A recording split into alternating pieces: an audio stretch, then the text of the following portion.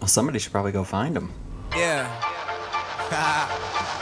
Yeah, man, I do it for the fam. Tryna put food on my table, going ham. PYT says she knows who I am. Hey guys, what is going on? This is Mike, or Geekermon, bringing you another Destiny video, and today we are going to be looking at what I would consider the very best PvP build in Destiny in this 2.4 meta before Rise of Iron. This may change when Rise of Iron comes out, and if it does, I will update this video.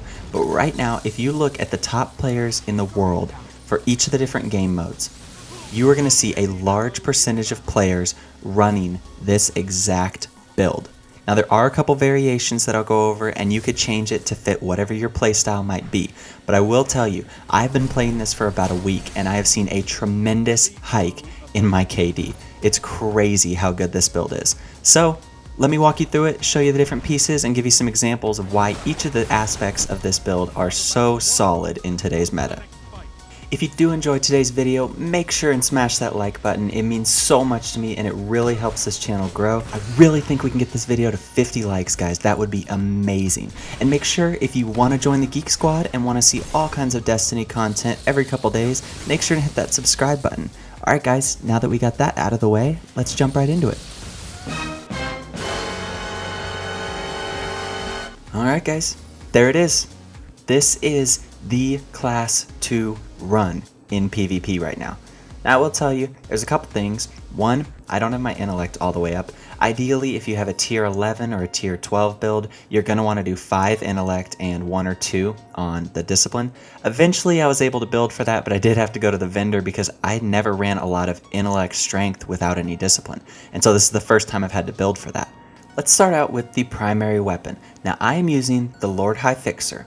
There are other options, the Imago Loop, the Ias Luna. The Ias Luna is actually probably the most popular option, but I really like how the Lord High Fixer handles compared to the Ias Luna.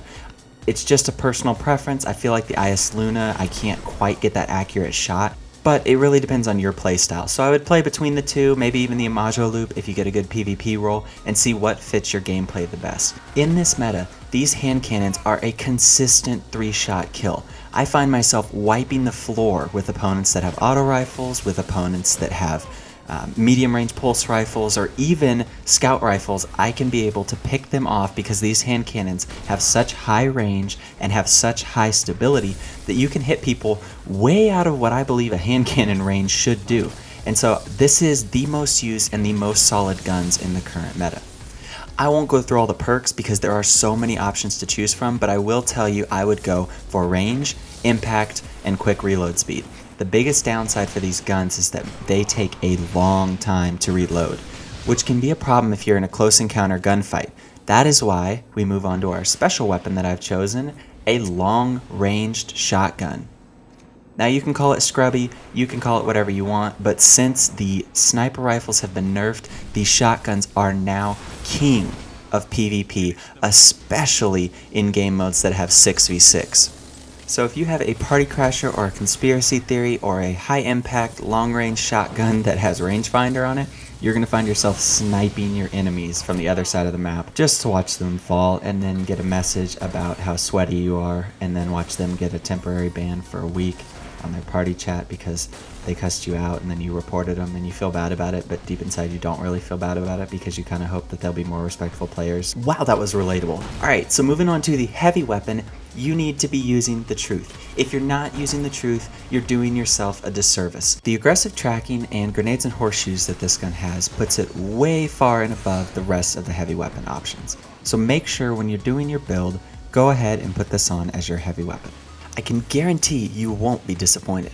Alright guys, next let's take a look at the armor options. So the Stormcaller only has one piece of armor designed for its class, and that is the Impossible Machines. But if we take a look at the top players in the world that run Stormcallers, almost none of them use the Impossible Machines. There are two pieces of armor that are most commonly used, the Ram Helmet and the Claws of Ahamkara Gauntlets. Now the Ram was originally designed for the Voidwalker build, but the extra armor buff allows you to take your Stormcaller, actually put you into the highest armor tier class, which allows you to survive a lot of things like a typical 3-shot kill from the hand cannons I described earlier, like Lord High Fixer or IS Luna. So a lot of professional players will put that on just to give them an extra armor boost and allow them to win a lot of fights that they would normally lose.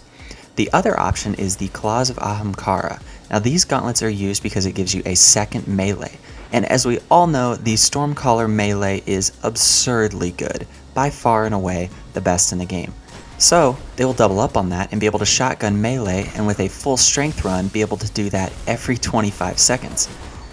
With that build, you're allowed to use your Thunderstrike melee once every 12 seconds, which if you've seen the melee before, is crazy good. But like I said, you can wear whatever armor you like. I do recommend running one of these two options. Currently they are the most solid for PvP. Alright, so now that you have your guns and you have your armor, the last thing that we're going to take a look at is the actual subclass loadout. So up first, we are going to pick a grenade. Now if you're running the Stormcaller, you will know pretty quickly all three of these grenades are just awful.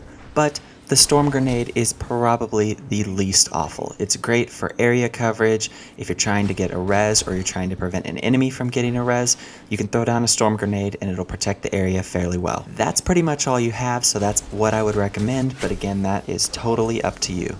Up next, we have to pick our jump and glide option. I used Focus Burst because it allows me to kind of jump up and out of a lot of situations where I feel like I'm kind of cornered or pinned.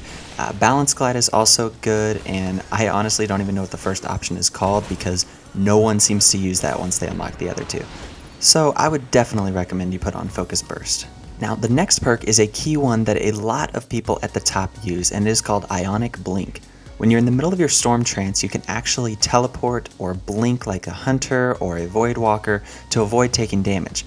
This is extremely helpful if you're trying to push a tunnel or if you're trying to get somewhere on the other side of the map without getting sniped. You can use this blink to avoid the attackers until you're close enough to hit them with your lightning.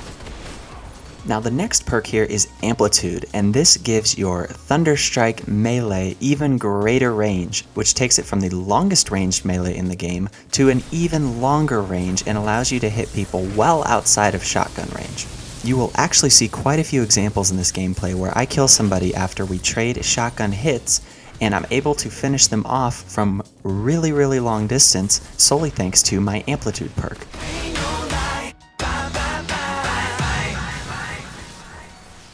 Now for this first row of stats, I would recommend using Arcane Spirit just because with the Stormcaller and with the range that you have, there's absolutely no reason to boost your agility.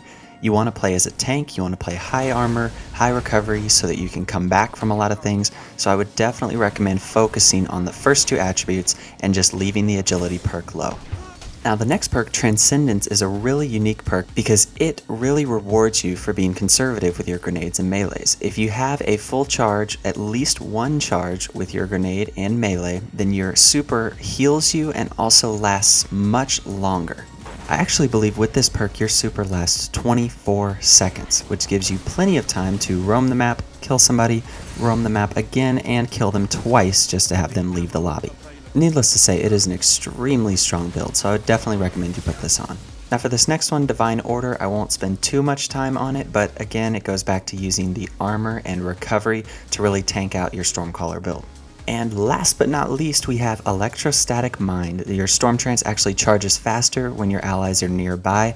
Now this goes up to 3 allies, I believe is the cap, but you can get your super down to close to 2 minutes with max intellect, allowing you to have your super almost every other round of Trials of Osiris and numerous times throughout 6v6 game modes.